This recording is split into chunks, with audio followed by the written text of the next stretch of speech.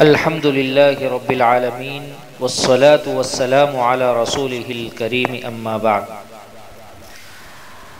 محترم سامعین کرام، السلام علیکم ورحمۃ اللہ وبرکاتہ۔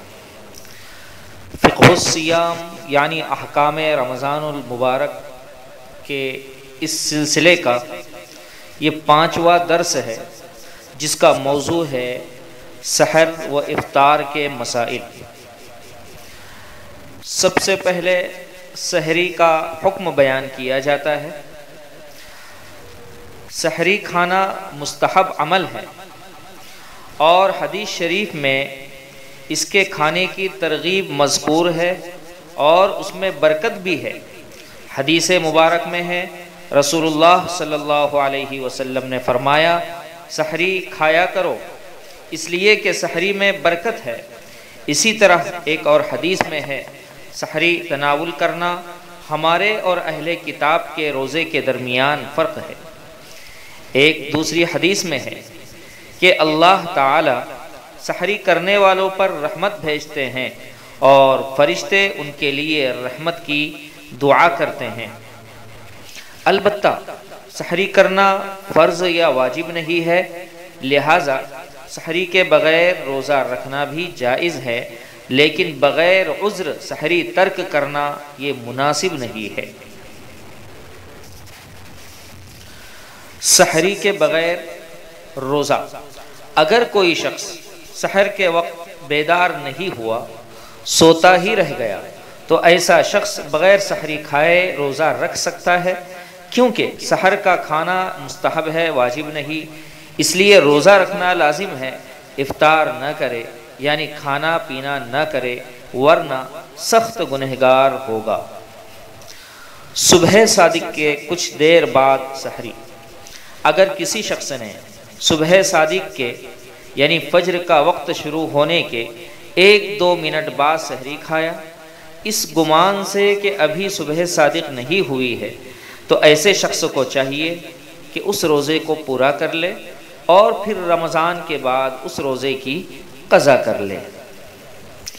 افطار کا وقت، اور روزہ کھولنے کو افطاری کہتے ہیں۔ افطاری میں جلدی کرنا سنت ہے اور تاخیر مکروہ ہے۔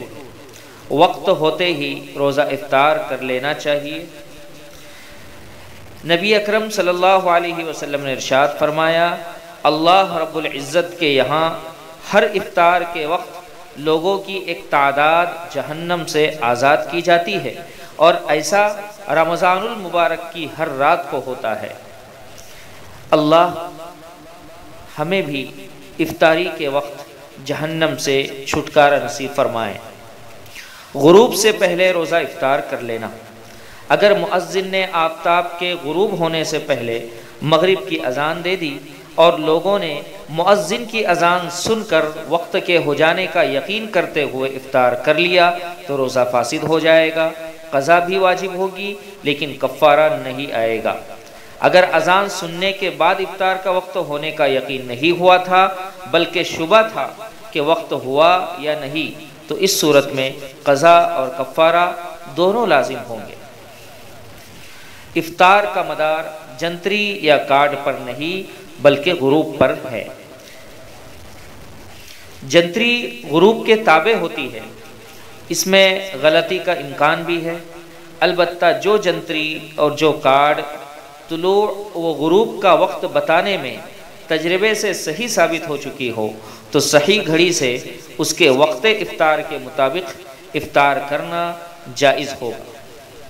افطار میں جلدی کرنا، افطار میں تعجیل یعنی جلدی کرنا افضل ہے، اور اس کی حد یہ ہے کہ آفتاب غروب ہوتے ہی افطار کر لیا جائے، اور سحر میں تاخیر افضل ہے، اور اس کی حد یہ ہے کہ سحر صبح صادق سے پہلے کھا لے۔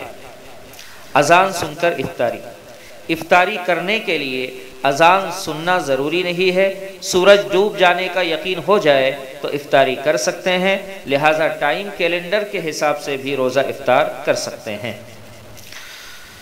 بعض لوگ بیڑی، سگریٹ، پان، تمباکو اور گٹکا وغیرہ کے اس قدر عادی ہوتے ہیں کہ رمضان المبارک میں انہی چیزوں سے روزہ افطار کرتے ہیں، جبکہ سنت یہ ہے کہ کھجور میسر ہو تو اس سے روزہ افطار کیا جائے، ورنہ پانی سے۔ اس لیے ان کا یہ عمل خلاف سنت ہے، البتہ اس سے روزے پر کوئی اثر نہیں پڑے گا۔ غیر مسلم کی افطاری، اگر کوئی غیر مسلم مسلمانوں کو افطاری کی دعوت دے اور بظاہر اس کا مال حرام یا غصب کا نہ ہو تو اس کے افطار کی دعوت قبول کرنے کی گنجائش ہے، مگر اس بات کا خیال رکھا جائے کہ اس قسم کی افطار پارٹیوں میں بکثرت شرکت کر کے رمضان المبارک جیسے بابرکت اوقات اور عبادات کو ضائع نہ کیا جائے، کہ یہ ہمارا بہت بڑا خسارہ ہے۔ لیکن اگر کسی دلیل سے یہ ظاہر ہو کہ اس کا مال حرام یا غصب کا ہے تو پھر اس کی دعوت قبول نہ کی جائے، اور حکمت کے ساتھ اسے یہ بتایا جائے کہ آپ کے جو ذرائع آمدنی ہیں ہمارے دین و مذہب کے اعتبار سے وہ صحیح نہیں ہیں، اس لیے ہم اس دعوت کے قبول کرنے سے معذور ہیں۔ لیکن اگر وہ اس پر مصر ہو یا اس کی دعوت قبول نہ کرنے کی صورت میں کسی فتنے و فساد کا اندیشہ ہو تو اس سے یہ کہا جائے کہ آپ پیسہ دے دیجئے، ہم اس سے کھانے کا نظم کر لیں گے، پھر اس کے ان روپیوں سے کھانا وغیرہ پکا کر یا خرید کر غربا و مساکین کو کھلا دیا جائے۔ اس سلسلے میں ایک نوٹ یہ یاد رکھیں کہ اگر کوئی غیر مسلم بوقت افطار موجود ہو تو اس کو بھی کھانے میں شامل کیا جا سکتا ہے۔ اسی طرح اگر کوئی غیر مسلم دعوت افطار کرے اور مکمل یقین ہو کہ وہ حلال چیز سے افطار کرائے گا اور اس کی وجہ سے مسجد کی جماعت کے فوت ہو جانے کا خطرہ بھی نہ ہو تو اس کی دعوت افطار میں شرکت کی گنجائش ہے۔ سحر ہندوستان میں اور افطار سعودی عرب میں، اگر کوئی آدمی رمضان کے مہینے میں شام کو مثلاً 5 بجے ہندوستان سے سعودی عرب کے لیے چلا اور ہندوستان میں افطار کا وقت 6 بجے ہے، اب راستے میں کہیں سورج غروب نہیں ہوا، جب سعودی پہنچا تو وہاں ابھی افطار کا وقت نہیں ہوا تھا، تو وہ ہندوستان کے وقت کے مطابق افطار نہیں کرے گا بلکہ سعودی کے وقت کے اعتبار سے افطار کرے گا، گرچہ روزہ لمبا ہو جائے، اس لیے کہ ارشاد باری تعالی ہے وَأَتِمُّ الصِّيَامَ إِلَى اللَّيْلِ، اور اصول بھی یہ ہے کہ سحری، افطار اور دیگر عبادات میں اسی جگہ کا وقت معتبر ہوتا ہے جہاں وہ عبادت انجام دی جا رہی ہے۔ اللہ تبارک و تعالی ان تمام مسائل کو صحیح سمجھ کر ہمیں اس پر عمل کرنے کی توفیق مرحمت فرمائے، آمین۔ والسلام علیکم ورحمۃ اللہ وبرکاتہ۔